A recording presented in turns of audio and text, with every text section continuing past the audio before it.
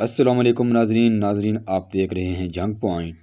ناظرین، جنرل محمد ضیاء الحق پاکستانی فوج کے سابقہ سربراہ تھے، جنہوں نے 1977 میں اس وقت کے پاکستانی وزیر اعظم ذوالفقار علی بھٹو کی حکومت کا تختہ الٹا کر مارشل لا لگایا اور بعد ازاں صدارت کا عہدہ سنبھالا۔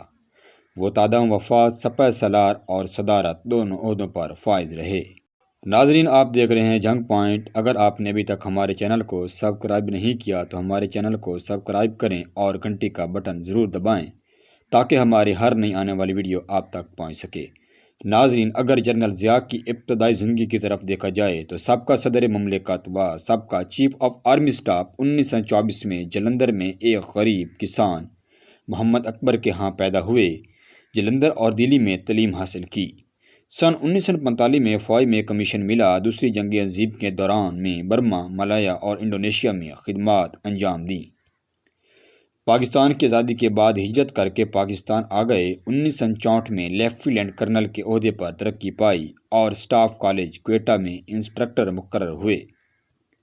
1960 تا 1968 ایک کلیئر ریجمنٹ کی قیادت کی۔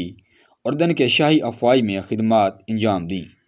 مئی 1969 میں آرمیڈ ڈویژنز کے کرنل اسٹاف اور پھر بریگیڈیئر بنا دیے گئے۔ 1973 میں میجر جنرل اور اپریل 1975 میں لیفٹیننٹ جنرل کے عہدے پر ترقی دے کر کور کمانڈر بنا دیے گئے۔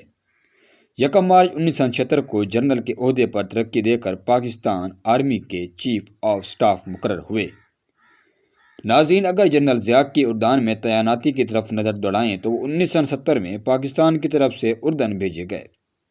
ستمبر 1970 میں شاہ حسین نے تنظیم آزادی فلسطین کو اردن سے نکالنے کے لیے ایک فوجی آپریشن کیا جس میں ٹینک بھی استعمال ہوئے۔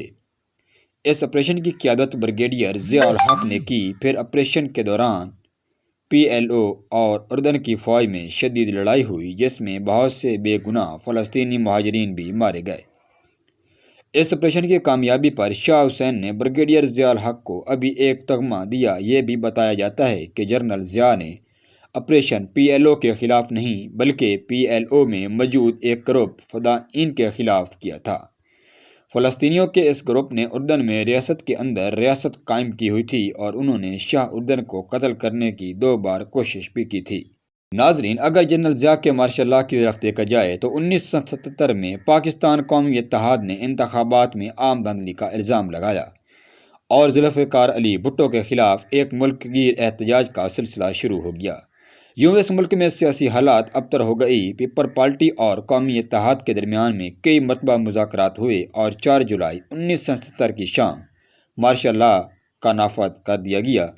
انہوں نے آئین کو معطل نہیں کیا اور یہ اعلان کیا کہ آپریشنل فیئر پلے کا مقصد صرف ملک میں 90 دن کے اندر انتخابات کروانا ہے۔ مارشل لا کے نفاذ کے بعد ذوالفقار علی بھٹو پر ایک شہری کے قتل کا مقدمہ چلایا گیا۔ ہائی کورٹ نے ان کو سزائے موت سنائی اور سپریم کورٹ نے بھی اس کی توثیق کر دی۔ یوں 4 اپریل 1989 کو بھٹو کو پھانسی دے دی گئی۔ ناظرین، اگر جنرل محمد ضیاء الحق کی روس کے خلاف حکمت عملی کو طرف دیکھا جائے تو سوویت روس کی افغانستان پر جارحیت کا مقصد پاکستان فتح کر کے بحیرہ عرب کے گرم پانیوں تک رسائی حاصل کرنا تھا۔ جنرل محمد ضیاء الحق نے روس اور بھارت کی جانب سے ملکی سلامتی کو لاحق خطرات کا احساس کرتے ہوئے اور افغانستان کی آزادی کے لیے کشا عوام کی مدد کرنے کا فیصلہ کیا۔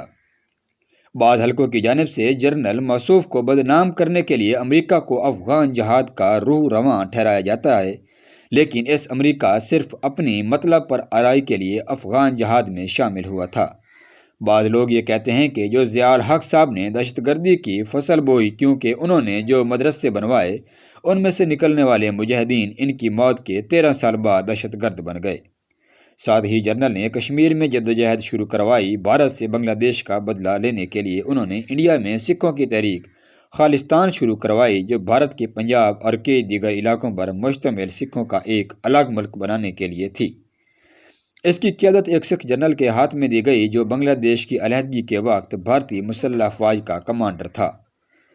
ناظرین، جنرل محمد ضیاء الحق 13 اگست 1988 کو بہاولپور کے قریب ایک جہاز فضائی حادثے کا شکار ہونے کے باعث اس دنیا فانی سے رخصت فرما گئے۔